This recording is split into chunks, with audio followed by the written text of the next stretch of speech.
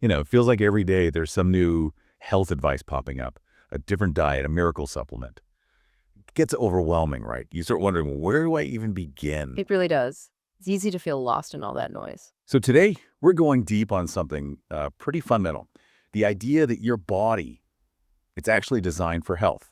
Hardwired, you could say, with these amazing defense systems. Like internal shields ready to go up. Exactly. Shields up. That's the idea. And our mission here is to figure out, based on Dr. William Lai's work, especially his video on foods that fight fat and inflammation. Well, what takes those shields down? And crucially, how we can get them back online. Right. We've looked into his insights to pull out some, frankly, surprising facts and, more importantly, practical steps. Things you can actually do to tip the odds towards longevity, healing, using what you've already got inside. It's fascinating, isn't it, how often we look outside for answers when the blueprint is already internal. Totally. Let's try an analogy. Imagine you just got a brand new laptop. You take it out of the box, turn it on. And it just works. Perfectly designed, operating system running smoothly. Exactly. Our bodies are kind of like that.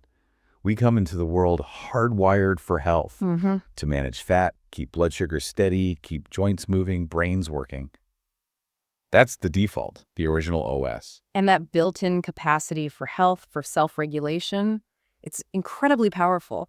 But things can happen. Yeah, the derailment part. Right. Years of certain habits, like maybe downloading things you shouldn't onto that laptop or not taking care of it, it can really mess with that perfect operating system. You start seeing slowdowns, glitches, Yeah. maybe worse. Yeah, system crashes even. But, and this is key. There's good news. There is. It's really never too late to, let's say, revert back to your original operating system. Like a system restore. Sort of. It's about getting back to basics, cleaning things up, which brings up a point, right? Right. If we're designed for health, what goes wrong? What gets out of whack? That seems like a big one. How our body handles it. Definitely. And it's not straightforward because, well, not all fat is the same. Okay, yeah. I think most people know about white fat. The stuff you can pinch, maybe?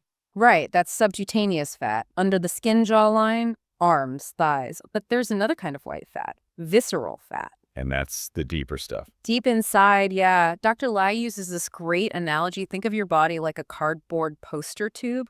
Okay. You could be a really narrow tube, look quite lean, right?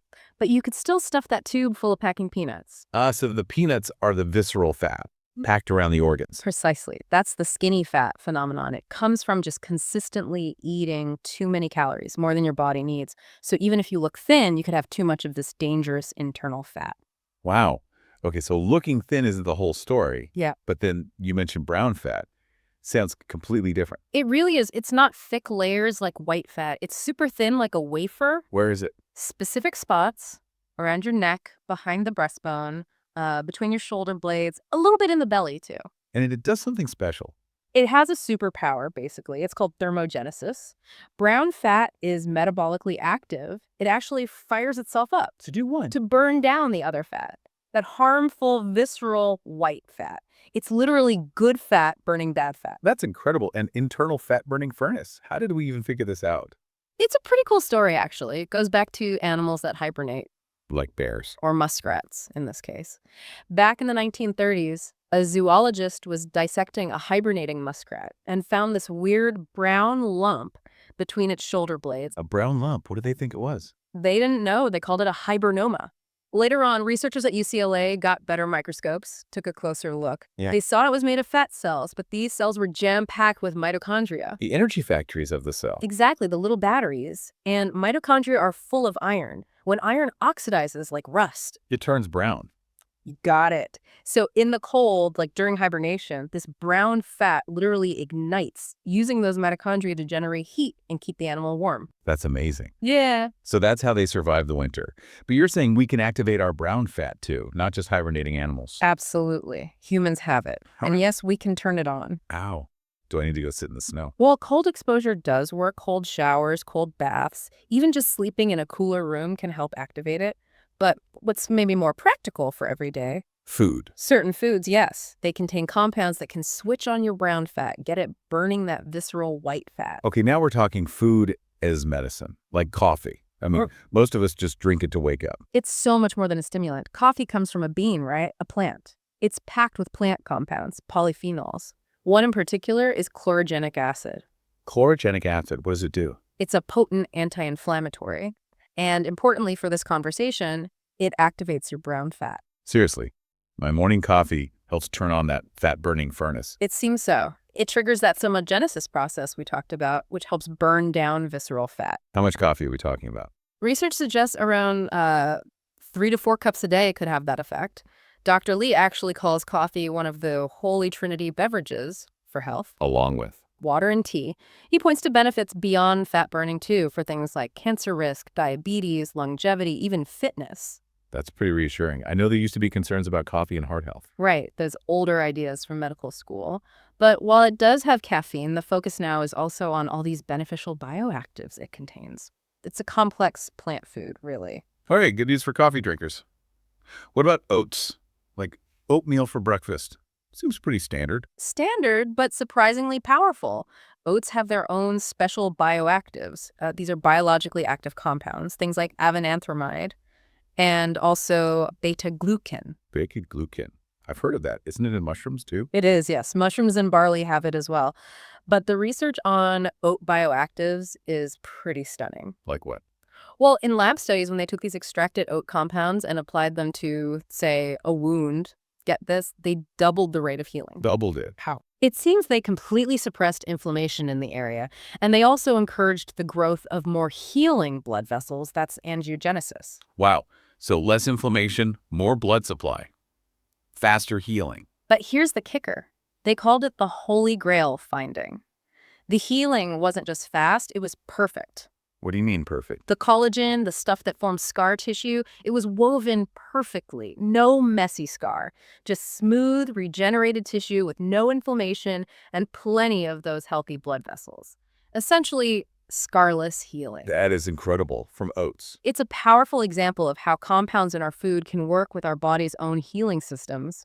Food as medicine, truly. Okay, so we know about things like coffee and oats that can help tune the shields on. But, it feels equally important to know what brings the shields down. Absolutely, because sometimes it feels like we're doing good things, but maybe undermining them with other habits, right? Yeah, fighting an uphill battle. Yep. What are some common culprits? What takes those defenses offline? Well, one big one is excess sodium, salt.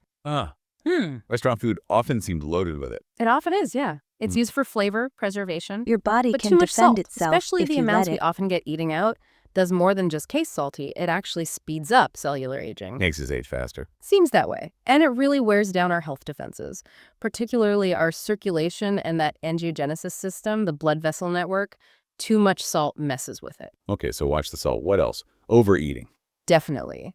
Consistently eating too much, what Dr. Ling calls caloric loading, is really damaging. How so? It messes with your metabolism, it works against longevity, it speeds up that cellular aging we just mentioned, and it sets the stage for inflammation all over the body. It just seems counterintuitive to health. It is. There are cultures famous for long life, like in Japan. Look. They have this concept, Harahachi Bu. What does that mean? Basically, stop eating when you're about 80% full. It's this cultural value of modesty in eating, not stuffing yourself. That's simple but profound. Eat less. Okay, the third saboteur you mentioned. Ultra-processed foods. What exactly are those? Because processed can mean a lot of things. That's a really important distinction to make. We're not talking about, say, making pasta dough at home from flour and eggs. That's minimal processing. Right. Ultra-processed foods are different. Think industrial production. Factory-made stuff, where machines often extrude ingredients into shapes that don't really occur in nature. Like animal crackers or certain breakfast cereals. Exactly, those kinds of things. And if you look at the ingredients list, it's often long. Lots of chemicals, emulsifiers, preservatives, artificial colors, artificial flavors, tons of added sugar or high fructose corn syrup. Stuff you wouldn't typically find in your kitchen cupboard. Pretty much. And they're engineered really for specific purposes. Like what? Convenience? Convenience, definitely. Long shelf life, affordability. But also, they're often designed to make you crave them, to make you want more. The hyper-palatable factor. Exactly. They hit all those bliss points. And, our society has kind of conditioned us to reach for them. They're everywhere. Easy. Quick. But with a hidden cost to our health defenses. A significant hidden cost, yeah. Okay, this is a lot to think about, the good stuff, the bad stuff. What about optimizing what our body already does naturally, like burning fat? Is there a way to boost that without some crazy diet? There is, and it's something you do every single night, or at least you should be doing. Sleeping. Yes, sleep. While you're sleeping, something important happens with your metabolism. Your insulin levels go down. Okay, and why is that good for fat burning? Because lower insulin allows your body to switch gears. Think of it like this. During the day, your body's like a performance car, maybe taking in fuel, revving the engine. At night, it's supposed to shift into a mode where it starts burning off the fuel it accumulated during the day. So while I'm asleep, my body's actually burning fat. It is, or at least it's primed to. It's using stored fat for energy while you rest and repair. That's pretty cool. Yeah. But what if you don't sleep well? Or not long enough? Then you're missing out on that crucial fat-burning window. You don't burn down the fuel efficiently. So it just accumulates. It can lead to accumulation, yeah. Oh. Plus, poor sleep messes with everything. Brain fog, metabolism goes haywire, inflammation increases. You become more vulnerable to getting sick. It really undermines your defenses. Okay, sleep is clearly non-negotiable. What about intermittent fasting? It always sounds so complicated, like I need a spreadsheet. Right, it gets marketed that way sometimes, but the reality is you're already fasting every single night when you sleep. True. From dinner until breakfast. Exactly. So the simplest way to optimize this isn't some complex schedule. It's just about extending that natural overnight fast a little bit. Okay. Okay, let's say you aim for 8 hours of sleep, maybe 11 p.m. to 7 a.m. Step 1. Try to finish eating about 3 hours before you go to bed. So if I sleep at 11, finish dinner by 8 p.m. Right. Now, your fast isn't just the 8 hours you're asleep. It's those 8 hours plus the 3 hours before bed. That's 11 hours already. See? Simple. Okay, 11 hours just by stopping eating earlier. That's manageable. Yeah. But I grew up hearing eat breakfast the second you wake up. A lot of us did. But here's another easy tweak. When you wake up, say at 7 a.m., just wait an hour before you eat. Wait until 8 a.m.? Yeah. Just have some water, maybe that coffee we talked about. Yeah. But delay breakfast by an hour. Now your 11-hour fast just became a 12-hour fast. Effortlessly. Wow. Okay, that demystifies it a lot. Yeah. 12 hours seems achievable without much fuss. What about people aiming for longer fasts, like 16 hours? For 16 hours, a common way is to simply skip breakfast altogether and have your first meal at lunchtime. So finish dinner at 8 p.m., sleep, wake up, skip breakfast, eat lunch at noon. That's 16 hours. Exactly. The main challenge there, honestly, is discipline. You have to be careful not to overcompensate and eat way too much during your eating window. Right, defeating the purpose. Yeah. But notice the simplicity. It reflects how people often eat in cultures known for health. Think about Greece, for instance. They might start the day very simply coffee, maybe some fruit later, not a big processed breakfast right away. It makes sense.